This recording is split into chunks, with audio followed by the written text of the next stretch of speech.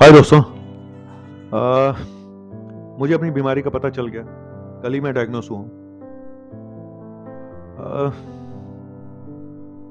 क्योंकि मैंने कल अपने क्लिनिक को बंद करने का फैसला किया, शाम के क्लिनिक का। ये लोगों को कन्फ्यूजन है कि मैं क्लिनिक बंद करने जा रहा हूँ। पहली चीज़ तो मैं शाम का क्लिनिक बंद कर रहा हूँ। अपना क्लिनिक बंद कर रहा हूँ। मैं ओपीडी बंद नहीं कर रहा हूँ। ओपीडी मैं करूँगा, हॉस्पिटल में ओपीडी करूँगा विकासपुरी के यूके नर्सिंग होम, ठीक है? लेकिन इतना जल्दी लोग कहते हैं जी, एक आदमी की किसी मेरे ही पेशेंट ने कमेंट करा मुझे व्हाट्सएप पे, कुछ ऐसा बोला कि जिससे मुझे लगा कि नहीं जी, मुझे अब नहीं करना है इन सब लोगों के लिए, ये सारी सेल्फिश दुनिया है, तो मैं शाम का क्लिनिक ही बंद कर देता हूँ। तो मुझे भी लगा कि ऐसा क्यों डॉक्टर नवनीत काला इतनी जल्दी डिसीजन कैसे ले सकते हैं किसी एक पेशेंट की बात सुन के।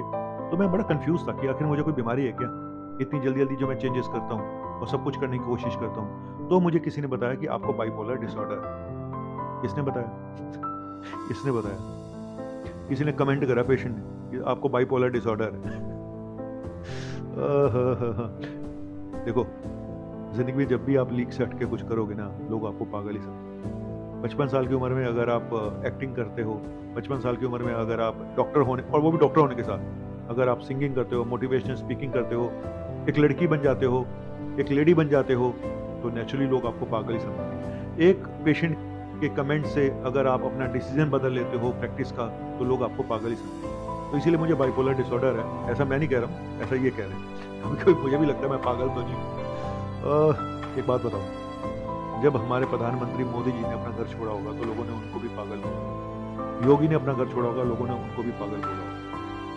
और ऐसे और भी बड़े सारे उदाहरण हैं, जहाँ पे लोग छोटा-सा जब कुछ करना कोशिश करते हैं, तो लोग उनको पागल ही समझते हैं, लेकिन जब वो बड़े बन जाते हैं, तो लोग उनके पीछे हाथ जोड़ के चलते हैं, यहाँ से, वहाँ से। मेरे साथ प्रॉब्लम ये है कि मैं एक डॉक्टर हूँ। लोगों की एक इमेज बनी हुई है डॉक्टर वाली इमेज। इसीलिए मैं अपने मन की नहीं कर सकता हूँ।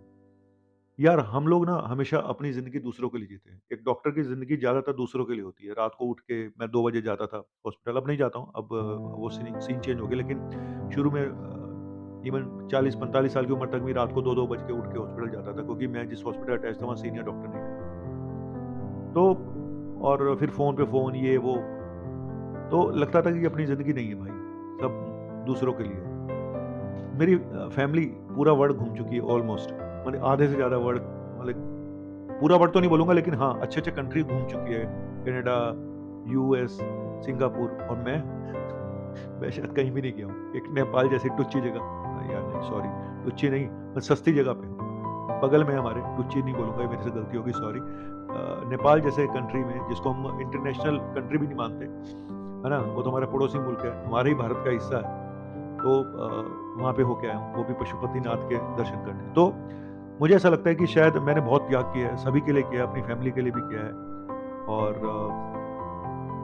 कभी-कभी पैसा भी बचा लेता हूँ कि सोचता हूँ कि चलो फैमिली जा रही है घूमने, तो मैं नहीं जाता हूँ, क्योंकि यहाँ कौन देखेगा पीछे से, काम कौन देखेगा, है ना? घर कौन देखेगा पीछे से। तो मुझे ऐसा लगता है कि मैंने बहुत त्याग किया, सबके लिए किया, पेशेंट्स के लिए किया, अपने लिए तो शायद मैं कुछ कर नहीं पाया। वक़्त आ चुका था, मेरी हेल्थ पे असर आ रहा था, तो मुझे ऐसा लग रहा था कि नवनीत, कुछ अपनी हेल्थ के लिए कर अब, बहुत हो गया, लोगों के लिए जीना बहुत कर दिया तूने, फैमिली के लिए जिया, सबके लिए जिया, अपने लिए कब जिएगा? कब जिएगा? कोई पैशन हर एक इंसान के होते हैं, किसी को गार्डनिंग का शौक होता है, किसी को सिंगिंग का शौक होता है, किसी को मैराथन का शौक है। आप इसको मिड लाइफ क्राइसिस बोल सकते हैं, जी मिड लाइफ क्राइसिस है आप, या कोई बोलता बाइपोलर डिसऑर्डर है, ठीक है जी, आपने बोल दिया, मैंने मान लिया। मेरे पास ना मानने के अलावा कोई चारा भी नहीं, क्योंकि इतने बुद्धिमान जनता है कि हम क्या करें।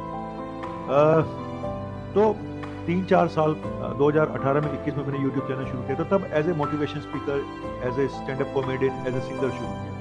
बहुत कम लोगों को पता होगा, अगर कोई पीछे स्क्रॉल करेगा मेरे पुराने वीडियो, तो मुझे शायद पहचान भी नहीं पाएगा। फिर कोविड आ गया, तो मुझे मेडिकल वीडियो बनाने पड़े मजबूरी में। और ये बात भी सच है कि आप मुझे अगर जानते हो तो एज ए डॉक्टर ही जानते हो, एक अच्छे डॉक्टर के रूप में आप मुझे जानते हो। लेकिन मैं अपना प्रोफेशन तो नहीं छोड़ रहा हूँ, मैं वैसे डॉक्टर रहूँगा क्या, है ना? मैं अपने प्रोफेशन से पूरा 100% ईमानदार हूँ। इस ईमानदारी के साथ अगर मैं अपने मन की कुछ करता हूँ, और वो भी मैंने अलग-अलग चैनल बनाए। मैंने अपना सियापा जो चैनल है, जो एंटरटेनिंग चैनल है, स्वीटी आंटी का, वो अलग है, या उसमें सरकास्टिक रोस्टिंग वीडियो है, और वो एक अलग चैनल है। मोटिवेशनल स्पीकर के लिए मेरा अलग चैनल है, motivational video by doctor Navneet काला। आज उसपे भी वीडियो डालूँगा कि हम आखिर बीमार क्यों होते हैं? ज़रूर देखिएगा, कि आखिर हम बीमार क्यों हैं और क्यों हो रहे हैं? इसको जरूर देखिएगा, मोटिवेशन वीडियो आएगा आज उसके ऊपर। तो अपने मन की, अपने पैशन को साथ में लेके चलना, अपने प्रोफेशन के साथ, ये बहुत कम लोगों को अवसर मिलता है। बहुत कम लकी लोग होते हैं जो अपने दोनों कामों को एक साथ लेके चलते हैं। और सबसे लकी वो इंसान होता है जिसका प्रोफेशन और पैशन एक ही होता है। अब आप कहोगे सर डॉक्टरी आपका पैशन नहीं है। सर डॉक्टरी मेरा एक पेशा है, एक रिस्पॉन्सिबिलिटी है और मुझे खुशी होती है, लेकिन इसके साथ साथ पैशन मेरा, सिंगिंग मेरा पैशन था, अब कम हो गया। एक्टिंग मेरा पैशन अभी भी है, मोटिवेशन स्पीकिंग अभी भी है ना, कुछ अलग करके दिखाना मेरा एक पैशन है। तो मैं उस पैशन को मरने नहीं दूंगा। जिंदगी बहुत जी चुका हूँ दूसरों के लिए। और आप बोलेंगे एक पेशेंट के कहने से नहीं सर, एक पेशेंट के कहने से नहीं। और पहली चीज दुख इस बात का कि वो मेरा पेशेंट 15 से 20 साल पुराना पेशेंट है।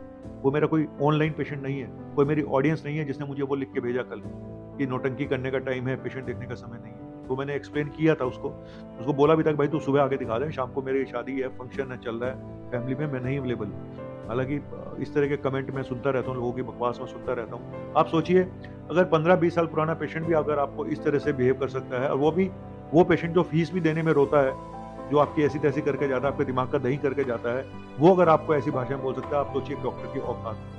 कहते हैं लोग भारत में तो डॉक्टर को भगवान माना जाता है। सर यहाँ भगवान नहीं माना जाता, विदेशों में जहाँ माना जाता है, जहाँ पे आपको एक एक साल एक एक महीना लगता है अपॉइंटमेंट के लिए। यहाँ तो आप तुरंत में आपको डॉक्टर मिल जाते हैं गली गली में। और कुछ डॉक्टर का गलत काम करते हैं, इसका मतलब ये नहीं कि सब गलत है। इसीलिए बोल रहा हूँ ये समाज भरा पड़ा है अच्छे बुरे लोगों से, अच्छे डॉक्टर बुरे डॉक्टर, अच्छे पेशेंट बुरे पेशेंट, हर तरह के लोग हैं यहाँ पे।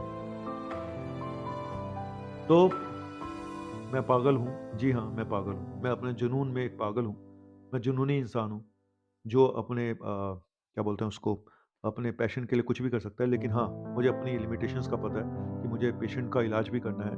मैं डॉक्टर हूँ, सबसे पहले मैं डॉक्टर हूँ, नो डाउट। तो वो प्रोफेशन चलता रहेगा, उसके वीडियोस यहाँ पे आते रहेंगे। ये अलग चैनल है जो डॉक्टर नमित काला शो है, ये अलग चैनल है। यहाँ पे सिर्फ मेडिकल वीडियोज आते हैं। मोटिवेशनल वीडियोज़ के लिए भी मैंने अलग चैनल बनाया कि लोगों को कहीं मेरे मोटिवेशनल वीडियो देख के भी कोई पक ना जाए। और एंटरटेनमेंट का तो बिल्कुल अलग कर दिया स्यापा, जिसको देखना देखे, वो जिसको नहीं देखना ना देखे, है ना। तो बाकी आप मुझे पागल समझे, जो मर्जी समझे। दुनिया में देखो, कोई भी इंसान जब इवन कोई घर में कहता है ना मैं क्रिकेट प्लेयर बनूंगा, तो लोग पहले माँ बाप कहते हैं नहीं पढ़ाई कर, नहीं पढ़ाई कर, बर्बाद हो जाएगा, है ना। इस हिसाब से तो विराट कोहली भी कभी विराट कोहली ना बन पाता। उसके माँ बाप भी अगर उसको पढ़ाई करके कहीं नौकरी पे लगा देते तो पढ़ाई अपनी इंपॉर्टेंस है। लेकिन मैं कहता हूँ वो लोग बहुत लकी हैं जो प्रोफेशनल होके, मेरे ऐसे लोग अपने पैशन को साथ लेके चल रहे हैं। और मैं एक मल्टी टैलेंटेड इंसान हूँ। मैं भगवान को इसको गॉड गिफ्टेड मानता हूँ कि मैं कुछ भी कर सकता हूँ। ये कल भी मैंने बोला था। तो मेरी पर्सनल लाइफ में प्लीज मत करें कोई भी इंटरफेयर। ना मैं अपने घर वालों को इजाज़त दी है, तो ना मैं आप लोगों को इजाज़त दूंगा। इसमें मेरे घर वालों को भी, शुरू में मेरे घर वालों ने भी ऑब्जेक्ट किया था, ये क्या कर रहे हो, वो क्या कर रहे हो। नहीं, अब मैं किसी की नहीं सुनूंगा, ना अपने घर वालों की, ना अपने रिश्तेदारों की, ना अपने दोस्तों की, और ना अपनी ऑडियंस की, क्योंकि मैं अपना काम जिम्मेदारी से निभा रहा हूँ। और शाम को मैं मिलूंगा 6 से 8 यूके नर्सिंग होम, क्योंकि कुछ तो जिंदगी ने सबक सिखाए हैं। और ऐसा नहीं है, ये मैंने पहले से सोचा हुआ था कि अगर मुझे लगेगा कि कहीं मेरा स्ट्रेस लेवल बढ़ रहा है तो मैं इसको भी बंद कर दूंगा, इस क्लिनिक को शाम वाले। मैं अपनी टेंशन क्यों पालूं? स्ट्रेस लेवल को कम करना ही मेरा मेन प्रायोरिटी है। और अपने साथ साथ पैशन को साथ लूंगा ना, तो मैं हेल्दी ज़्यादा रहूंगा। मैंने बताया ना, मेरी हेल्थ के साथ कुछ लोचा है, गाली निकलने वाली थी मन से। क्या करें, गाली हम आम भाषा में देते हैं, डॉक्टर हैं तो क्या हुआ, तो इंसान ना, तो गाली निकल जाती कभी कभी मन से। लोग डॉक्टर को एक आम इंसान से अलग क्यों मान लेते हैं? मुझे सबसे बड़ा यही लगता है कि लोग एक आम आदमी से एक इंसान को और डॉक्टर को अलग क्यों मान लेते हैं। डॉक्टर भी इंसान है यार, उसको भी हंसने का शौक है, उसको भी गाने का शौक है, उसको भी एक्टिंग करने का हक है। शौक तो है, हक है, गाने का हक है, उसको भी हंसने का हक है। और मैं अगर अपनी कॉमेडी से अपने पेशेंट को हंसा सकता हूँ, आप सोचिए कि आप बहुत लकी हो, आपको ऐसा डॉक्टर मिला हुआ है जो कॉमेडी भी कर सकता है, जो आपको बिना दवाइयों के भी ठीक कर सकता है। लेकिन आप नहीं सोचो, क्योंकि आप कुछ लोग बड़े सेल्फिश होते हैं, उनको सिर्फ एक रूप ही देखना अच्छा लगता है। बस ये डॉक्टर हमारे लिए फ्री की फंड की नॉलेज देता रहे, ये अपने पैशन कभी ना पूरे करे। नहीं सर, अब आप मुझे रोक नहीं पाओगे, नहीं रोक पाओगे। जो होना था हो चुका, अब तो कुछ नहीं हो सकता। जिंदगी अब बदलने नहीं दूंगा किसी को, और ना बदलूंगा किसी और के लिए।